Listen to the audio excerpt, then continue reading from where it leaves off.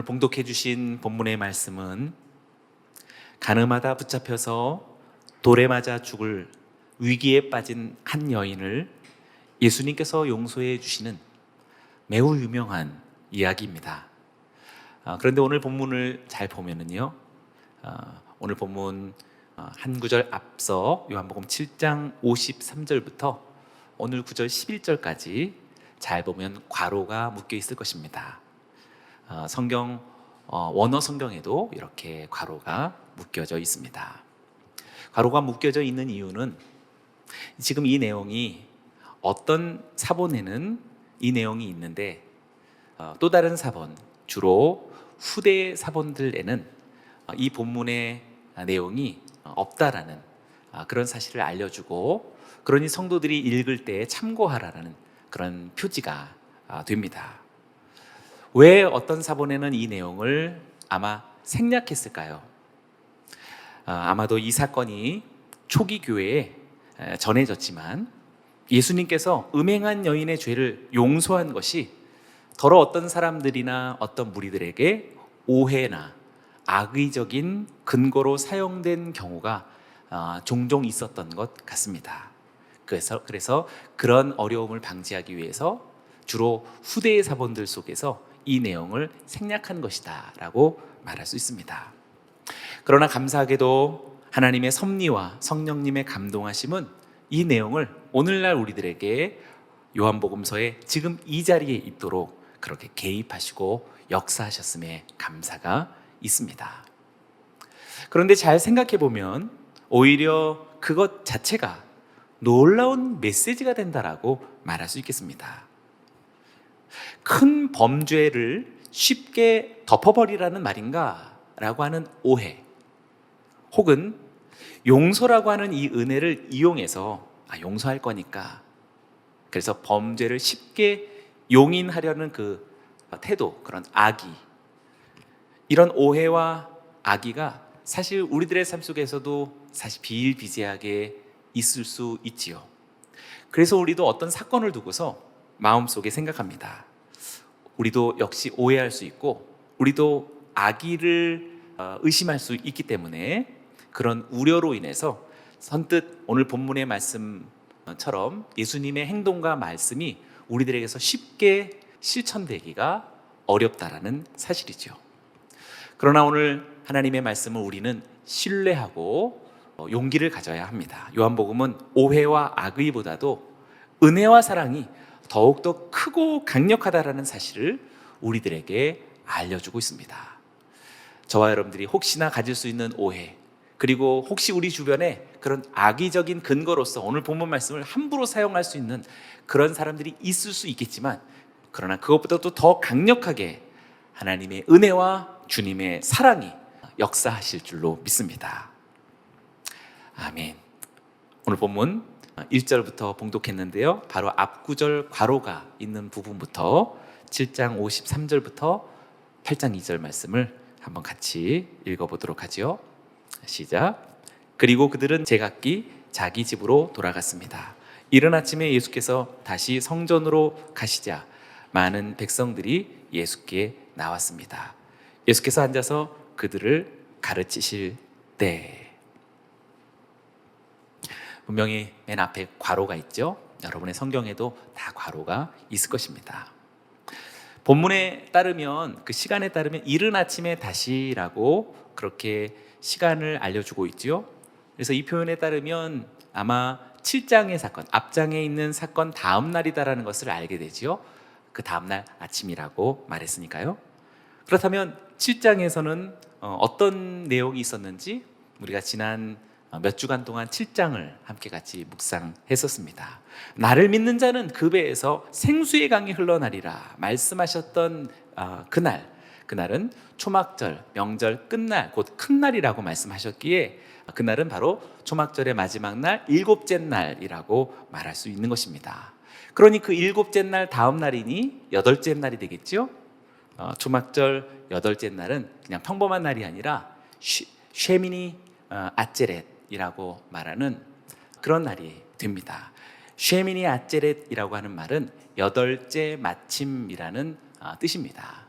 여덟째 마침이라는 말은 이제 모든 추수를 다 마쳤다라는 그런 신호가 되는 것이지요.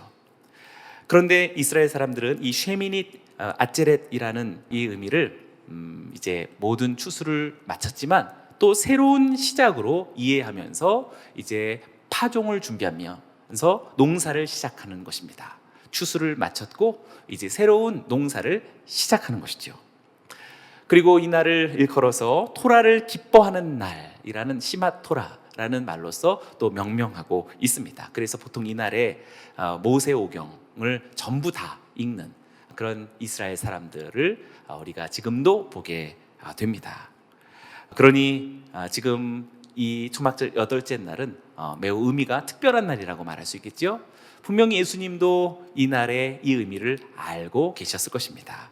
그래서 2절 말씀에 예수님의 행동을 보면 이렇습니다. 2절, 이른 아침에 예수께서 다시 성전으로 가시자 많은 백성들이 예수께 나왔습니다. 예수께서 앉아서 그들을 가르치실 때, 네, 예수님도 지금 이 여덟째 날에 성전에서 백성들을 가르치고 계신다라고 말하고 있는 것입니다.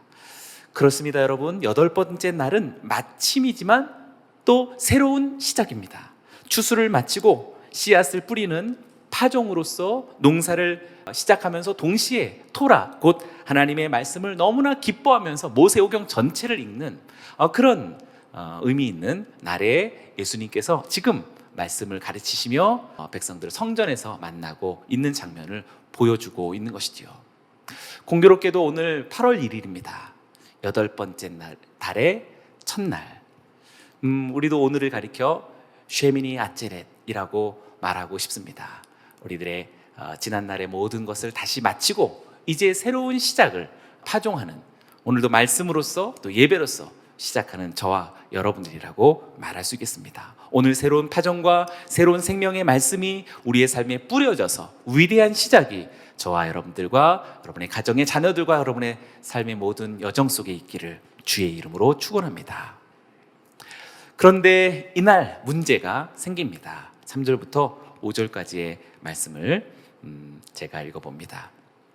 율법학자들과 바리새파 사람들이 간음을 하다가 잡힌 여인을 끌고 와서 사람들 앞에 세우고 예수께 말했습니다. 선생님, 이 여자가 간음을 하다가 현장에서 붙잡혔습니다. 모세는 율법에서 이런 여자들은 돌로 쳐 죽여야 한다고 우리에게 명령했습니다. 선생님은 뭐라고 하시겠습니까? 그들이 이런 질문을 한 것은 예수를 시험에 고소할 구실을 찾으려는 속셈이었습니다. 그러나 예수께서는 몸을 구부린 채 앉아서 손가락으로 바닥에 무엇인가를 쓰기 시작하셨습니다. 율법학자들과 바리새인들이 간음하다가 현장에서 붙잡힌 한 여자를 예수님께 끌고 와서 세워두고 질문을 던진 것입니다. 율법에 따라 이런 여자들은 사형에 처해야 하는데, 돌로 쳐서 죽음에 이르게 해야 하는데, 예수 선생이요, 당신은 어떻게 생각하십니까? 라고 그렇게 물었던 것입니다. 그런데 이 물음은 순수한 질문이 아닙니다. 이 질문은 예수님을 고발하려는 조건을 가지고 시험하려는 질문이었다라고 오늘 성경 우리들에게 말해주고 있는 것이지요. 만약 예수님께서 율법을 지지해서 사형에 처하는 것이 옳다, 돌로 쳐야 된다라고 말씀하신다면 지금까지 예수님께서 수행해 오셨던 말씀의 선포와 사역의 방식과는 무척 색다른 모순이라고 말할 수 있습니다. 그러나 만약 옳지 않다라고 한다면 예수님은 지금 율법을 무시하는 것이 되기 때문에 고소당할 수 있는 그런 근거를 제공하게 될 수 있는 것입니다. 예수님은 그래서 즉각 대답하기를 거부하시고 갑자기 이상한 행동을 하셨던 것이지요. 몸을 굽히시고 구부러서 굽히시고 쭈그려 앉아 손가락으로 땅에 무엇인가를 쓰셨던 것입니다. 영화 속에서 보였던 장면을 잠시 보는 것인데 우리가 상상하기에 적합합니다. 중요한 것은 무엇을 쓰셨을까 우리에게 궁금함을 갖게 합니다. 우리는 알 수 없습니다. 그래서 고대로부터 여러 가지 설이 있었습니다. 정말 설일 따름입니다. 내용을 밝히지 않고 있는 이유는 내용을 그렇게 중요하게 여길 것보다 다른 것을 더 관심하도록 그렇게 요구하는 성경의 어떤 의도라고 말할 수 있습니다. 예수님께서 무엇을 쓰셨을까라고 하는 그런 관심보다 오히려 예수님의 이 행동은 무엇을 가리키는 것일까를 생각해 보라는 것입니다.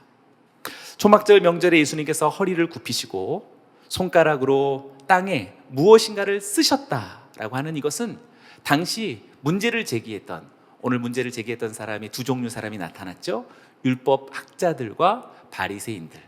율법 학자들과 바리새인들은 분명히 율법에 대해서 아주 많은 그런 훈련을 한 사람들이기 때문에 지금 손가락으로 땅에다 무엇을 쓰셨다라고 하는 이 장면은 성경 말씀 속에 어디를 이야기하고 떠오르게 하는 건지 알 수 있었던 사람들입니다. 그것은 율법학자들과 바리새인들은 물론이고 구약 율법이나 예언의 말씀을 조금이라도 알고 있던 사람들이라면 분명히 이 말씀을 떠오르게 하는 것에 충분했을 것이다 라고 말할 수 있습니다. 어떤 말씀일까요? 예레미야서입니다. 예레미야서 속에 이런 언급이 있습니다. 예레미야서 17장 13절의 말씀을 개역 개정 성경으로 제가 읽어봅니다. 이스라엘의 소망이신 여호와여, 무릇 주를 버리는 자는 다 수치를 당할 것이라. 무릇 여호와를 떠나는 자는 흙에 기록이 되오리니 이는 생수의 근원이신 여호와를 버림이니이다. 예수님께서 손가락으로 땅에 쓰시는 행동을 통해서 예레미야의 말씀이 떠올랐다면 분명히 떠올랐을 가능성이 매우 높습니다. 그렇다면 분명히 흙에 쓰여진 내용을 뭔지는 모를지라도 여호와를 떠나는 자에 대한 이름이든지 그들의 특징이든지 그들에 관한 어떠함이라고 분명히 생각할 수 있는 것입니다. 분명히 그녀의 이름이 혹은 그녀에 관한 어떤 행적이 지금 땅에 기록되어진 것이다라고 여기면서 예수님의 이 행동이 자신들의 정죄와 또 돌로 쳐서 죽이는 사형의 요구를 정당화하는 것이다라고 순간적으로 느꼈을지도 모릅니다. 그래서인지 그들은 계속해서 예수님께 질문합니다. 계속해서 당신은 어떻게 생각합니까? 라고 물었던 것이지요. 그때 예수님은 매우 유명한 말씀을 던져주십니다. 7절과 8절인데요. 이것은 우리가 함께 같이 읽어보겠습니다. 시작. 그들이 계속 질문을 퍼붓자 예수께서 일어나서 그들에게 말씀하셨습니다. 너희 가운데 죄 없는 사람이 먼저 이 여인에게 돌을 던지라. 그러고는 다시 몸을 굽혀 바닥에 무엇인가를 쓰셨습니다. 정죄하는 자들은 분명히 예수님께서 이 여자를 돌로 치라 라는 말을 기대했을 것입니다. 이 여자를 율법에 따라서 돌로 치라 라고 그렇게 기대했겠지만 예수님은 정말 뜻밖의 너무 놀라운 반전의 말씀을 전해주셨습니다. 너희 가운데 죄 없는 사람이 먼저 이 여자에게 돌을 던지라. 너희 가운데 죄 없는 사람이 먼저 이 여인에게 돌을 던지라. 그리고 나서 예수님은 다시 몸을 굽혀서 손가락으로 땅에 쓰셨다라고, 지금 땅에 쓰셨다라고 이 행동을 두 번 강조해서 보여주고 있지요. 강조하고 있다는 것은 우리도 그것에 주목하라라는 성경의 그런 인도법이라고 말할 수 있습니다. 처음에는 아마 그 여인의 이름이든지 여인의 부도덕한 행실을 쓰시는 것처럼 생각되었을 것입니다.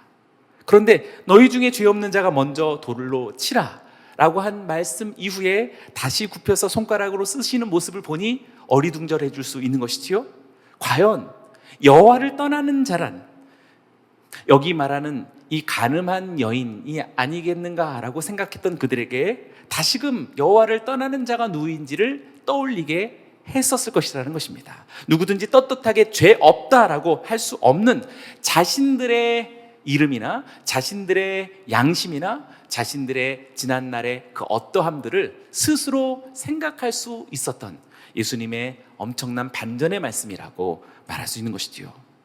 예수님은 지금 누가 더 이 장면에 가까울 것인가를 되물으시듯이 다시 손가락으로 쓰신 것이 아닐까 저는 그렇게 생각되어집니다. 바로 너희의 양심이다라고 하는 그런 암시와도 같은 예수님이 다시 굽혀서 땅에 쓰시고 있는 이 장면, 이 모습이라고 생각합니다. 무엇보다도 예레미야 말씀 속에서 여호와를 떠나는 자란 과연 어떤 사람인지를 이렇게 밝혔었습니다. 다시 예레미야 17장 13절 말씀을 제가 다시 읽어봅니다. 이스라엘의 소망이신 여호와여, 무릇 주를 버리는 자는 다 수치를 당할 것이라. 무릇 여호와를 떠나는 자는 흙에 기록되오리니 이는 생수의 근원이신 여호와를 버림이니이다. 이는 생수의 근원이신 여호와를 버림이니이다. 흙에 기록된 자는 여호와를 떠나는 자들인데 그것은 다름 아닌 생수의 근원이신 주님을 버린 자들이다 라고 예레미야서가 분명하게 우리들에게 이야기하고 있죠. 잘 생각해 보십시오. 오늘 초막절 8째 날인데 어제 어떤 일이 있었습니까? 7째 날 예수님은 명절 끝날 곧 큰 날에 큰 소리로 외쳐서 서서 말씀하셨죠. 누구든지 목마르거든 내게로 와서 마시라. 나를 믿는 자는 성경의 이름과 같이 그 배에서 생수의 강이 흘러나리라 라고 주님은 말씀하셨습니다. 이 말씀 속에 진정한 생수의 근원이 누구인지 자기 자신을 계시하신 것이라고 말할 수 있는 것이죠. 예수님은 당신 자신이 생수의 근원이다라는 것을 이렇게 말씀하신 것입니다. 그렇다면 지금 흙에 기록되는 자들은 누구입니까? 가늠한 자입니까? 아니면 지금 생수에 근원된 이를 시험하고 올무에 빠뜨리려고 하는 그런 사람이 있겠습니까? 너무나 자명해진다라고 할 수 있습니다. 예수님의 행위의 메시지는 무언의 양심에 찔림을 주기에 너무나도 충분했습니다. 흙에 쓰신 그 내용보다도 그 행동이 더 강력한 메시지였다라는 사실을 오늘 우리들에게 알려주고 있습니다. 이 말씀은 고소인들과 그 주변인들에게 전적인 어떤 삶의 행위와 동기에 큰 파장을 주었을 것입니다. 그래서 양심의 가책을 느껴서 죄를 깨닫고 이내 슬금슬금 떠나가게 되었던 것이지요. 이러한 정황은 이야기를 듣고 있는 당시 요한복음의 공동체, 요한복음의 독자들도 물론이겠지만 2021년 8월의 첫째 날 되어진 오늘 우리들에게도 동일하게 다가오는 생명의 말씀이라고 말할 수 있겠습니다. 너희 중에 죄가 없는 자가 먼저 돌로 치라 라고 하는 이 말씀은 바로 오늘 우리들의 양심을 움직이게 하고 오늘 우리들의 실상을 돌아보게 하고 우리들의 어떠함을 생각나게 하는 그런 주님의 음성이요, 또 그 음성으로서 말씀하시는 주님의 행동이라고 말할 수 있는 것이지요. 10절과 11절을 보십시오. 예수께서 일어나 여인에게 물으셨습니다. 여인아, 그들은 어디 있느냐? 너를 정죄한 사람이 한 사람도 없느냐? 여인이 대답했습니다. 선생님, 없습니다. 예수께서 말씀하셨습니다. 나도 너를 정죄하지 않겠다. 이제부터 다시는 죄를 짓지 마라. 고소인들과 구경꾼들도 떠나가고 비로소 예수님은 여인에게 말을 건네셨습니다. 여인아, 그들은 어디 있느냐? 너를 정죄한 사람이 한 사람도 없느냐? 여인을 지금 안심케 하고 있는 것이지요. 예수님의 지금 노력이 엿보입니다. 안심케 하고 안돈하게 하려는 예수님의 자비로운 그런 목소리이며 말씀입니다. 그때 여인이 이야기했습니다. 선생님, 없습니다 라고 이야기했지요. 이내 예수님은 나도 너를 정죄하지 않겠다 라고 더 자유한 말씀을 선포하신 것입니다. 해방을 선언한 것이요, 은혜를 선언한 것이라고 말할 수 있겠습니다. 지금 이 장면은 너무나도 위대한 구원과 하나님의 은혜에 대한 능력이라고 말할 수 있습니다. 지금 이 장면은 예수님의 공생의 핵심을 말하는 요한복음 3장 17절의 말씀에 대한 하나의 예증이라고 말할 수 있겠습니다. 예수님은 이렇게 말씀하셨었는데요. 요한복음 3장 17절 말씀을 보십시오. 하나님께서 자신의 아들을 세상에 보내신 것은 세상을 심판하시려는 것이 아니라 그 아들을 통해 세상을 구원하시려는 것이다. 할렐루야. 심판하시려는 것이 아니라 세상을 구원하시려는 것의 근본적인 목적과 동기와 비전이라고 말하고 있는 것이지요. 그렇습니다. 사랑하는 여러분, 예수님은 정죄가 아니라 은혜를 베푸시는 분이시요, 예수님은 심판이 아니라 구원을 주시는 분이시다라고 분명히 말씀하고 있습니다. 또한 예수님은 죄인을 찾으시고 더 심각한 그 죄인을 부르시는 하나님이신 줄로 믿습니다. 할렐루야. 은혜란 언제나 받을 만한 값어치가 없음에도 불구하고 주어지는 것이기 때문에 우리들이 항상 쉽게 범할 수 있는 그래도, 아니 아무리 그래도 그렇지라고 하는 그러한 수식어구가, 그러한 단서가 결단코 필요 없습니다. 다만 예수님께서 오늘 우리들에게 주신 하나님의 말씀만이, 오직 하나님의 선포하신 그 은혜와 그 구원만이 우리들에게 능력으로 다가오는 것이지요. 예수님은 이어 이렇게 말씀하십니다. 이제부터 다시는 죄를 짓지 말라라고 한 가지 여인이 꼭 간직해야 할 말씀을 전해주셨습니다. 예수님이 주시는 은혜는 우리가 걱정할 수 있는 것처럼 순간적인 모면을 말하지 않습니다. 그래서 오해가 또는 악의가 힘을 잃게 되는 것이지요. 우리가 가질 수 있는 어떤 오해 때문에, 우리가 품을 수 있는 어떤 악의 때문에 하나님의 은혜와 사랑을 적용하거나 선포할 수 있는 기회를 잠시 보류하고 있는 우리들에게 담대하게 그 오해와 악의가 힘을 잃게 만드는 주님의 말씀이라고 할 수 있습니다. 예수님께서 주시는 은혜는 하나님의 뜻과 반대되어지는 삶에서의 해방입니다. 그래서 하나님의 뜻을 따르는 삶을 지향하게 하는 것이지요. 성령에 의한 새로운 삶을 수반하게 하시는 것입니다. 저는 이것을 믿습니다. 하나님의 말씀을 믿고 은혜를 느끼고 주님의 구원에 동참한 이는 말할 수 없는 성령의, 우리가 설명할 수 없는 성령의 울림과 감동과 인도하심이 있는 것입니다.